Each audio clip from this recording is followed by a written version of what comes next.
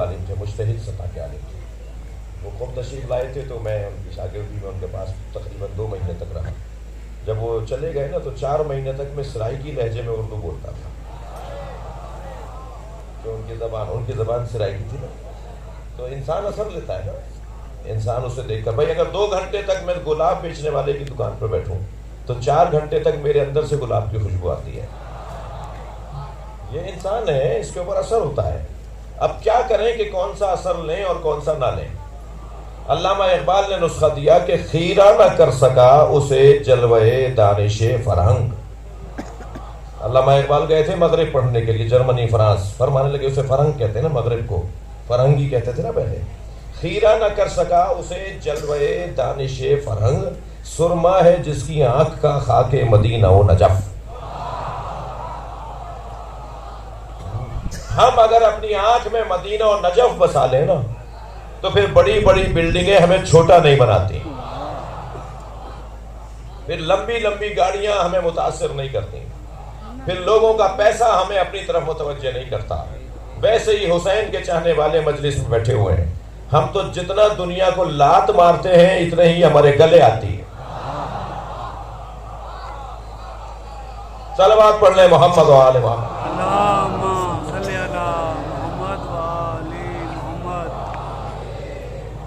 ہم جیسے آئے تھے ویسے چلے جائیں، یہ ہنر ہے.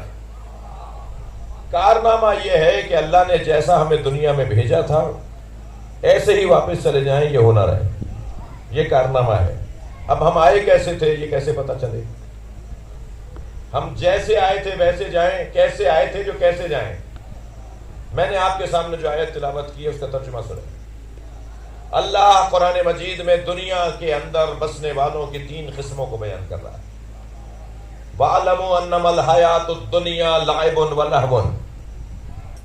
دنیا کی زندگی، حیات دنیا یا کھیل کود ہے. وَزِینَةٌ وَتَفَاخُرٌ بَيْنَكُمْ یا جوانی ہے. وَتَكَاثُرٌ فِي الْأَمْوَالِ وَالْأَوْلَادِ یا بڑھاپا ہے. وہ جو پہلی زندگی کا دور ہے جو لعب و لہو ہے وہ بچپنا ہے، پھر جوانی ہے، پھر بڑھاپا ہے. انسان کی زندگی 3 ہی حصوں میں تقسیم ہے. یا یہ چھوٹا سا بچہ ہے، یا وہ جوان ہے، یا وہ بوڑھا ہے. بہت سے لوگوں کو پہلا مرحلہ نصیب ہوتا ہے، دوسرا نہیں ہوتا. بہت سو کو دوسرا نصیب ہوتا ہے، تیسرا نہیں ہوتا.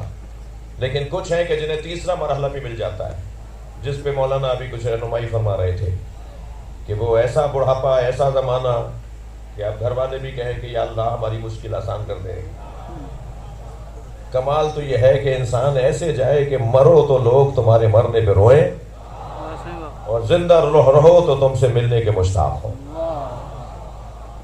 مولا علی ارشاد فرما رہے ہیں، مولا کا فرمان ہے کہ اگر زندہ رہو تو ملنے کے مشتاق ہو، اور مر جائیں تو تمہارے جنازے پہ روئیں. یہ ہے حسن انسان کی ظاہری زندگی کا. تو انسان کی زندگی کی آپ تسلی دیجیے، تھکے ہوئے تو نہیں ہیں. انسان کی زندگی کے 3 حصے ہیں. یا بچپنا ہے جسے قرآن لہو و لعب کہہ رہا ہے، اور اس زمانے میں بچے کو کھیل کود کے علاوہ کچھ اور سوچتا نہیں ہے. یہ مجلس میں بھی آ کے بیٹھتا ہے تو اس کا دل کر رہا ہوتا ہے کہ مجھے کوئی تفریح ملے. لہذا بچے اگر مجلس میں بیٹھ کر سنجیدگی کے ساتھ بیٹھے ہیں تو یہ بہت بڑی غنیمت بات ہے، ورنہ ان کے مزاج میں سنجیدگی نہیں ہے. اور البتہ الٹا بھی ہو جاتا ہے، کبھی کبھی بوڑھے ہو کر بھی بچے نظر آ رہے ہوتے ہیں. تو وہ کیسا انسان ہوگا جو بوڑھا ہو مگر مزاج میں بچپنا ہو. تو بچے کا جو مزاج ہے نا میرے عزیزوں وہ یہ ہے کہ وہ کھیلنا چاہتا ہے، تفریح چاہتا ہے. آج کے جدید تعلیمی نظام والے کہتے ہیں کہ ہم نے نظام تعلیم میں جدت کو پیش کر دیا ہے. کیا کیا بھائی تم نے؟ کل کا بچہ روتے پیٹتے اسکول جاتا تھا، آج کا بچہ اسکول نہ جائے تو روتا ہے. بچہ بدلا ہے یا اسکول؟ بچہ نہیں بدلا، بچہ وہی ہے، اسکول بدل گیا. کل کے اسکول کے اندر تختی اور دوات لے جانی پڑتی تھی جی، ملتانی سے پوتتے تھے تختی کو، اور دوات ٹوٹ جائے تو پھر سارے اسکول میں بدنامی ہوتی تھی کہ اس نے سارے بستے خراب کر دیے. اور استاد بھی کہتے تھے کہ کل کلاس میں نہیں بیٹھو گے، اور طرح طرح کی الجھنیں تھیں. بچہ روتا پیٹتا گھبرا کے اسکول جاتا تھا. اس زمانے میں جو بچے پڑھ گئے وہ آج بڑے کارنامہ دکھا رہے ہیں، بڑا کارنامہ دکھا رہے ہیں جو اس وقت میں پڑھ گئے. بہت مشکل تھا اس دور میں پڑھنا. اور آج کا بچہ اگر اسکول نہ جائے تو روتا کیوں؟ اس لیے کہ انہوں نے کیا کیا، اسکول میں کھلونے رکھ دیے. الف کی ایک پوری تصویر بنا دی، کارٹون بنا دیا الف کا، بے کا ایک کارٹون بنا دیا ٹول، بے کا ایک کارٹون بنا دیا، تے کا ایک کارٹون بنا دیا، ٹوکری میں کارٹون بھر دیے، سامنے دیوار پہ چارٹ لگا دیا کہ الف بے پے تے، اور بچے سے کہتے ہیں اس ٹوکری میں سے ڈھونڈو اور اسے دیکھ دیکھ کے جوڑتے چلے جاؤ. بچہ سمجھ رہا ہے کہ میں کھیل رہا ہوں جبکہ اس کے ساتھ دھوکا ہو رہا ہے.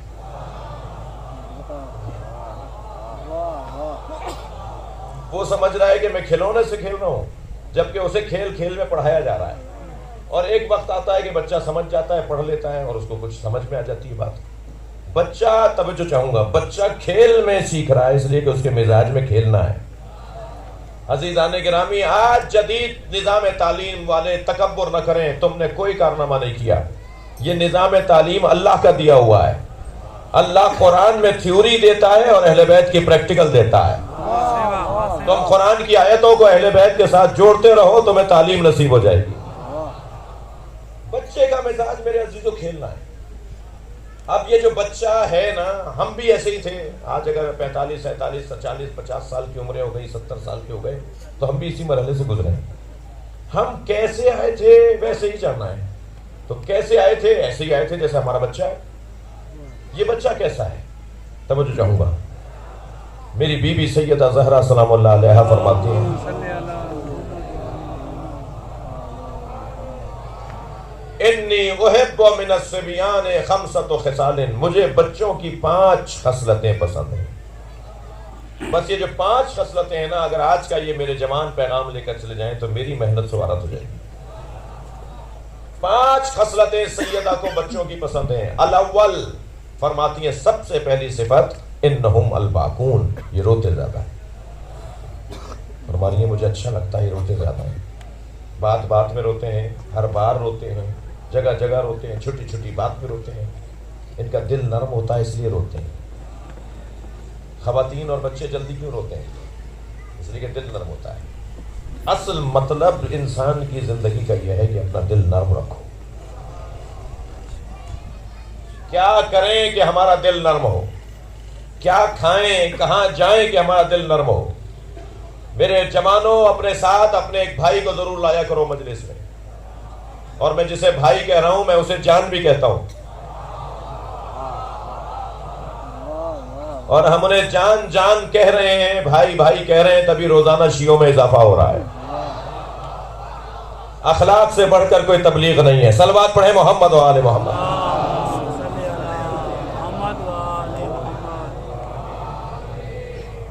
اپنے ساتھ اپنے ایک بھائی کو ضرور لایا کریں. جب وہ آپ کے ساتھ بیٹھے گا نا مجلس میں آ کر اور آپ کو روتا ہوا دیکھے گا تو اس کا دل بھی نرم پڑے گا. میں تو اپنی قوم یعنی اہل بیت کے چاہنے والے حسین کے عزاداروں کا مرید ہوں، آپ سب کا نوکر ہوں، اس لیے کہ یہ مجلس نہیں ہو رہی، دل نرم بنانے کی مشق ہو رہی ہے. مجلس آزاد دل نرم بنانے کی مشق ہے. عجیب رنگ ہے حسین کے عزاداروں کا. رات کے 1:30 بجے اتنا بڑا مجمع ایک جگہ پر بیٹھا ہوا ہے، اور بیٹھا اس لیے ہے کہ اچھی طرح رو کر آ جائے. اللہ اکبر. لوگ ہنسنے کے لیے خرچہ کرتے ہیں، یہ قوم رونے کے لیے خرچہ کرتی ہے. چپتے ہوئے جملے کہنے دیجئے لوگوں کو. جو آپ کے رونے پہ تبصرے کرتے ہیں انہیں جانے دیجئے جہنم میں. کل پتا چلے گا کہ رونے والے ہنستے ہیں یا ہنسنے والے روتے ہیں. صلوات پڑھیں محمد و آل محمد.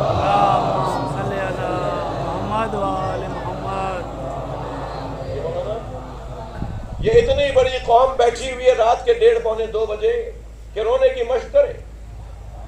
یہ کون سا کام ہے؟ رونے والے لوگ ہو ہی نہیں، کوئی رو ہی نہیں سکتا جس کا دل نرم نہ ہو. لہذا الحمدللہ پوری دنیا میں، میں پتافی برادران کے پاس آیا ہوں، مجلس یہاں پڑھ رہا ہوں لیکن یہاں کے لیے نہیں پڑھ رہا. پوری دنیا میں حسین پہ رونے والے لوگ ان سے اچھے ہیں جو حسین پہ نہیں روتے.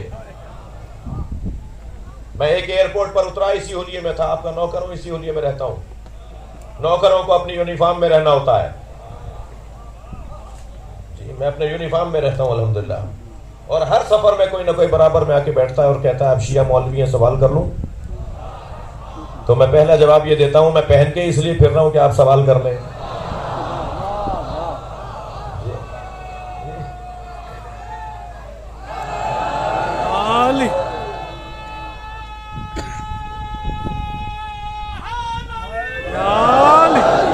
ہمارے بارے میں خود سے فیصلے کرتے ہیں، ہم سے نہیں پوچھتے.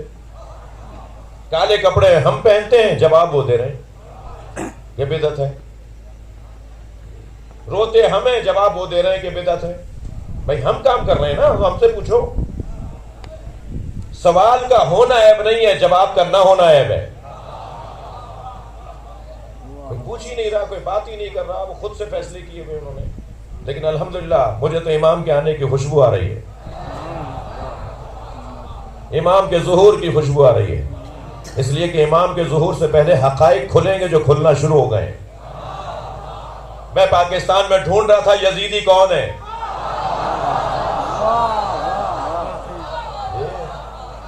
انہوں نے امیر یزید زندہ باد کا نعرہ لگا کے خود کو مرد آباد بنا دیا. بھائی یہ وہ بت ہے، یہ وہ بت ہے جو تمہیں بھی لے ڈوبے گا. حقائق کھلنا شروع ہو گئے ہیں. انشاءاللہ مستقبل تشیعوں کا ہے، کل حسینیوں کا ہے. میرے سنی بھائی توجہ کریں، ہم پوری دنیا میں الحمدللہ دوسرے مسلمانوں سے اچھے ہیں. اتنا میں ایک ایئرپورٹ پر سامنے سے کچھ انگریز گزرے، کہنے لگے کیا پہنا بھائی آپ نے؟ میں نے کہا مسلم اسکالرز کا لباس ہے. اور کیا کہتا؟ میں نے کہا مسلم اسکالر کا لباس ہے. تو ان میں ایک انگریز تھی، کہنے لگی کہ پروفٹ محمد کے گھر والوں کو مانتے ہو یا دوستوں کو؟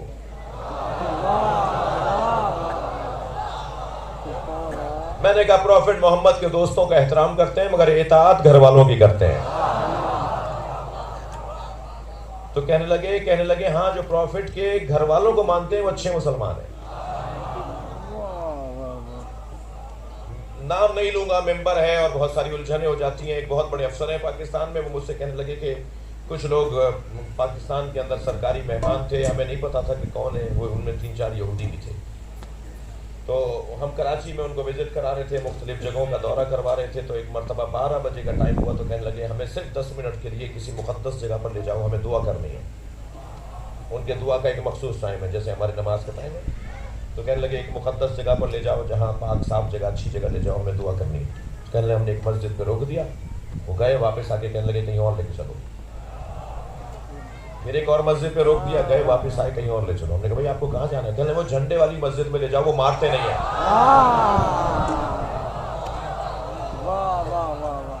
وہ مارتے نہیں ہیں.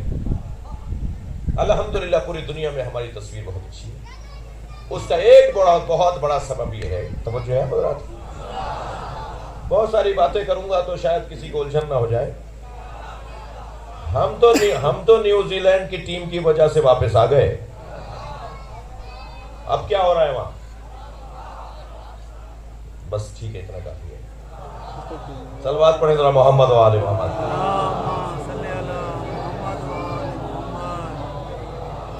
اس سے اچھی صلوات پڑھ سکتے ہیں آپ.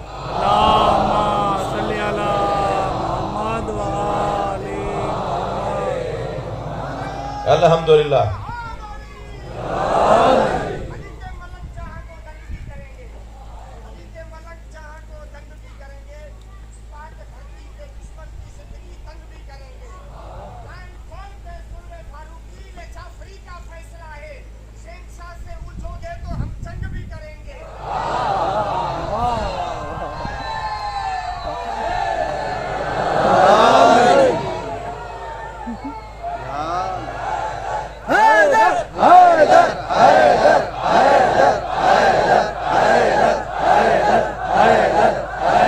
بلند تر صلوات پڑھیں گے محمد و آل محمد.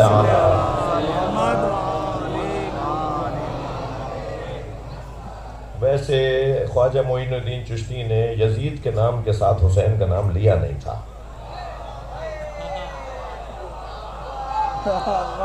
لبیک یا حسین، لبیک یا حسین، لبیک یا حسین، لبیک یا حسین. صلوات پڑھیں گے محمد و آل محمد.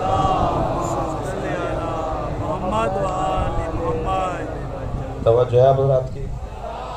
میرے مولا علی فرماتے ہیں آہ آہ نزلنی الدہر علی و فلاں.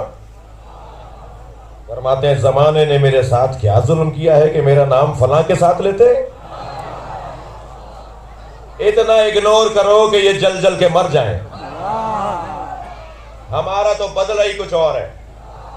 ہم بدلہ ان کی طرح نہیں لیتے. دشمن بڑا بے وقوف ہے. وہ مار کر مضطرب ہے, مر کے مطمئن ہے. یہی ہنر ہے کہ ان کو اگنور کریں گے, انہیں نظر انداز کریں گے تو وہ اسی میں جل جل کے مریں گے. اور ہمارا کام کچھ اور ہے. ہمارا طریقہ واردات ہی کچھ اور ہے. یہ ابھی مولائی کو نہیں سمجھ پائے تو مولا کو کیا سمجھیں گے. یہ ابھی علی کے فقیروں کو نہیں سمجھ پائے تو مولا علی کو کیا سمجھیں گے. جب مولا نے تلوار کھینچی نا تو وہ مولا کو دیکھ کر اپنے کپڑے اتارنے لگا. مولا نے منہ موڑ کے فرمایا یہ اس قابل نہیں علی اس پہ تلوار چلائے. شیعوں سے دشمنی کرنے کے لیے مردانگی چاہیے. میدان سے بھاگنے والے لوگ, عورتوں کی پیروی کرنے والے لوگ, تھک رہے ہیں آپ. بہت ہی روشن, بہت ہی آرام کے ساتھ, اطمینان کے ساتھ. مجھے تو جتنی گالیاں پڑ رہی ہیں نا اتنا اللہ کا شکر ادا کر رہا ہوں کہ علی کا رجسٹرڈ مولائی ہوں. صلوات پڑھ لیں محمد و آل محمد.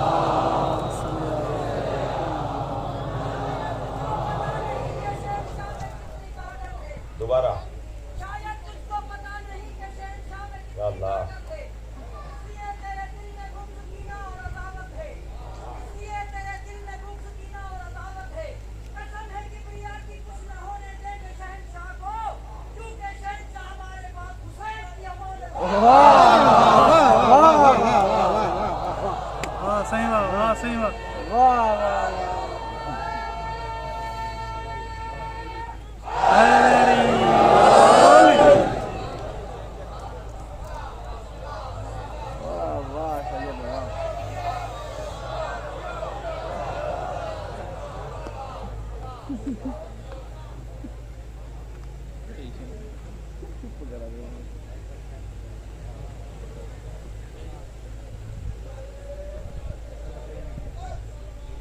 اللہم صلی علی محمد آل محمد.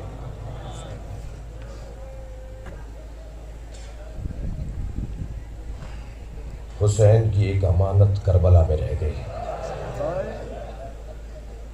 ایک امانت شام میں. ایک کو علی اصغر کہتے ہیں,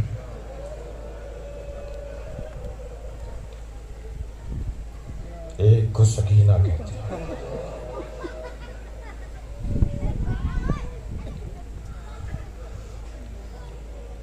بڑا جگر تھا جناب رباب کا, بڑا حوصلہ تھا بیوی کا. فرماتے ہیں مجھے وہ گھر اچھے لگتے ہیں جہاں رباب اور سکینہ نامی عورتیں ہوتی ہیں. بی بی رباب نے وفاداری کا حق ادا کر دیا.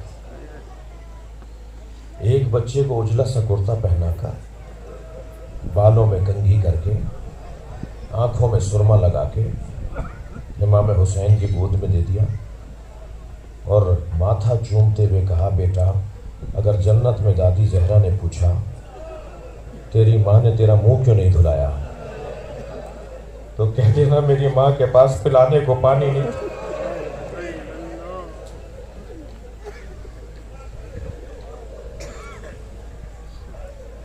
اجرکم اللہ. جو رونے آئے ہیں رو رہے ہیں وہ اپنی آوازوں کو آزاد کریں. جب آپ ایسے روتے ہیں نا جیسے رو رہے ہیں تو امام جعفر صادق دعا دیتے ہیں یا اللہ یہ ہمارے عمر کو زندہ کر رہے ہیں. امام محمد باقر مصلی بچھا کر نماز پڑھ کر عزاداروں کے لیے دعا کرتے ہیں. اس بیوی کا نام آیا نا تو ایک سلام اور کریں. بڑا حوصلہ تھا اس بیوی کا. میرے ایک ہندوستان کے دوست مجھ سے کہہ رہے تھے کہ ان کے شہر بنارس میں عاشور کے دن تعزیے کا جلوس نکلا. ابھی جلوس پیچھے تھا. کہتے ہیں میں چند دوستوں کے ساتھ اس رستے پہ چلا گیا جہاں جلوس کو جانا تھا. ہم آگے بڑھے تو ہم نے دیکھا ایک چوک پر ہزاروں کی تعداد میں ہندو عورتیں کھڑی ہیں. کہا جب ہم قریب پہنچے تو عجیب انداز لگا, عجیب چیز نظر آئی ہے, وہ یہ کہ ہر ایک کی گود میں دودھ پیتا ہوا بچہ تھا. کہا جب ہم برابر سے گزرے تو ایک ہندو عورت کی آواز آئی, بھائی مسلمان ہو, مسلمان لگتے ہو. تو مولانا نے کہا, ہم نے کہا ہاں مسلمان ہیں. کہنے لگے مسلمان ہو تو بتاؤ بابا حسین کا جلوس کب آئے گا؟ تو میں نے ان سے کہا تمہیں بابا حسین کے جلوس کا انتظار کیوں ہے؟ کہنے لگے تمہیں نہیں پتا آج حسین کا بچہ بھوکا مارا گیا, آج ہم اپنے بچوں کو دودھ نہیں پلاتے جب تک تعزیہ دفنا نہ دیا جائے. عزاداروں مجھے نہیں پتا کہ شام غریبہ میں پانی کہاں سے آیا. عجیب منزل ہے جو میں آپ کے سامنے بیان کر رہا ہوں. میری تحقیق نہیں ہے کہ شام غریبہ میں پانی کہاں سے آیا, مگر اتنا سب نے لکھا ہے کہ شام غریبہ میں پانی آیا, کھانا آیا. جناب زینب نے پہلے بچوں کو پانی پلایا, پہلے بچوں کو کھانا کھلایا, پھر بڑی بیویوں کو پانی پلایا, کھانا کھلایا. سب بچوں نے پانی پیا, ساری بڑی بیویوں نے پانی پیا, مگر جناب رباب پانی نہیں پئے. جا کر امام سجاد سے کہا زین العابدین بھابی پانی نہیں پی رہے. امام سجاد نے آ کر کہا اماں پانی پی لیجئے. حکم امام پایا تو جناب رباب نے پانی پیا, کچھ کھانا بھی کھایا. آپ کے گھروں میں بھی دودھ پیتے بچے ہوں گے, آپ نے بھی دیکھا ہوگا کہ ماں جب بچہ بھوکا ہوتا ہے تو کتنی پریشان ہو رہی ہوتی ہے. میں اشارے میں بات کروں گا, ممبر کا ادب مانے ہے, سیدہ رباب کا ادب مانے ہے, اشارے میں بات کروں گا, اللہ کرے میری بات پہنچ جائے. جناب رباب نے شام غریبہ میں پانی پیا, کھانا کھایا. آدھی رات گزری تو کبھی دائیں جاتی تھی کبھی بائیں. جناب زینب کے برابر میں آ کے بیٹھی اور کہنے لگی مجھے علی اصغر یاد آ رہا ہے, میرا بچہ بھوکا مار دیا.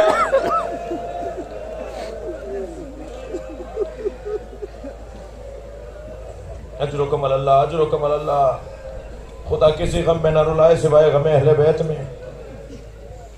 ابو حمزہ صومالی کہتے ہیں کہ میں واقعہ کربلا کے بعد امام سجاد کی خدمت میں گیا تاکہ کچھ سوالات پوچھوں, کچھ مسئلوں کا حل دیکھوں, کچھ علم سے استفادہ کروں. کہ سین خانہ سے مجھے کنیز نے گزار کر امام کے حجرے تک پہنچایا. کہتے ہیں جب میں جا رہا تھا تو میں نے دیکھا ایک بی بی ہے جو برقع پہنے دھوپ میں بیٹھی ہے. کہتے ہیں بہت دیر تک میں نے امام سجاد سے سوال جواب کیے, اور جب واپس مجھے کنیز نے صحن سے گزار کے دروازے تک پہنچایا تو میں نے کیا دیکھا, وہ بی بی جو جہاں بیٹھی تھی وہاں اب سایہ آ گیا تو وہاں سے اٹھ کر وہ وہاں آ کے بیٹھ گئی جہاں دھوپ ہے. کالے برقعے میں ایک بی بی ہے جو دھوپ میں آ کے بیٹھ گئی.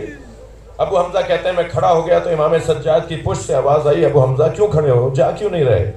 تو میں نے ہاتھ جوڑ کر کہا مولا شاید کسی غلطی پر آپ نے اپنی کنیز کو سزا دی ہے, اسے دھوپ میں بٹھا کر سزا دے رہے ہیں, مولا میری وجہ سے معاف کر دیجئے, مدینے کی گرمی بڑی شدید ہے. امام کی آنکھوں میں آنسو آ گئے. فرمایا ابو حمزہ میری ماں رباب ہے, میرے بابا سے وعدہ کر کے آئی ہیں جب تک زندہ رہوں گی کبھی سائے میں نہیں بیٹھوں. گر گیا ہو گیا عزادارو. مگر میرے دوستوں نے بتایا کہ امام حسین کی تابوت کی زیارت ہے.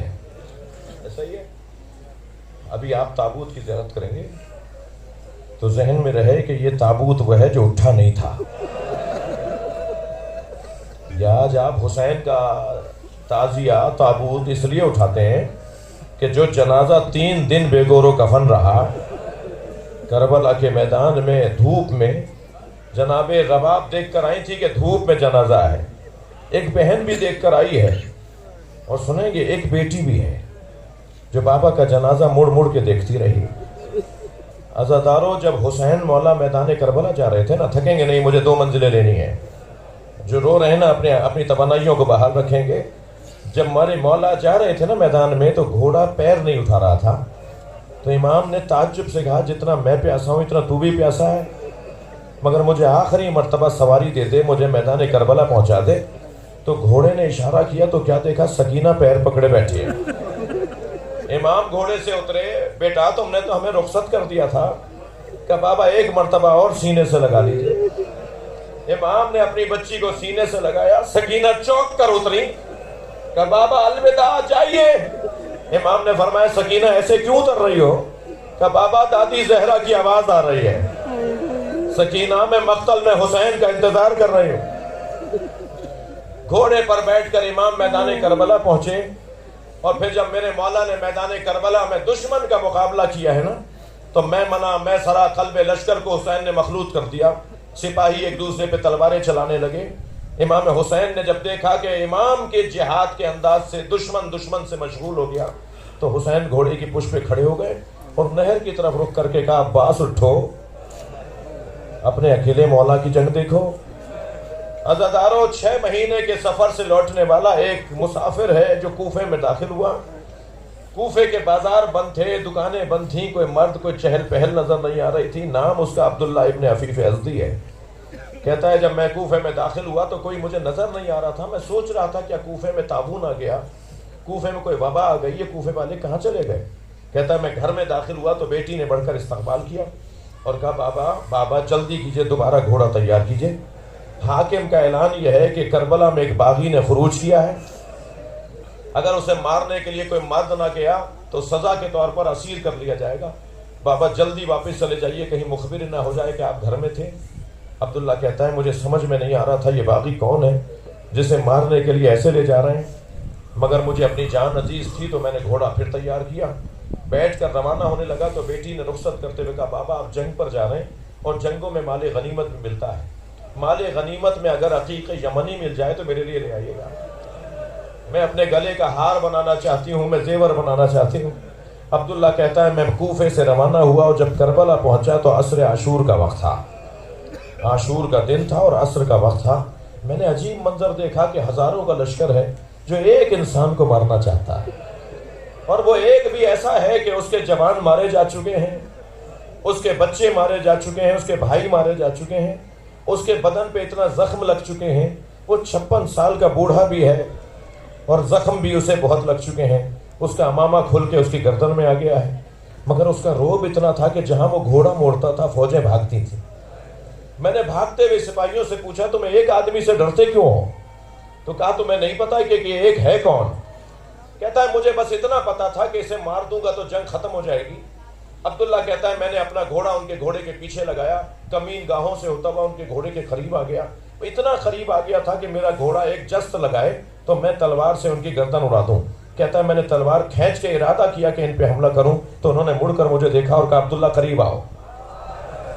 عبداللہ کہتا ہے میرے ہاتھ پیر کانپنے لگے، یہ کون ہے جو میرے نام سے جانتے ہیں؟ میں رکا تو پھر آواز آئی عبداللہ جلدی آؤ۔ میں ڈرنے لگا تو انہوں نے ہاتھ سے انگوٹھی اتاری اور کہا یہ عقیق یمنی ہے، اپنی بیٹی کو جا کے دینا اور کہنا میں باغی نہیں ہوں، نبی کا نواسا حسین، میں میدان کربلا میں نانا کا دین بچانے آیا۔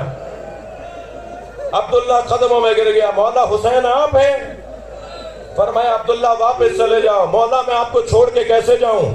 فرمایا واپس چلے جاؤ، کچھ دن بعد میری بہن زینب آئے گی، اسے کچھ چادریں لا کر دے دینا۔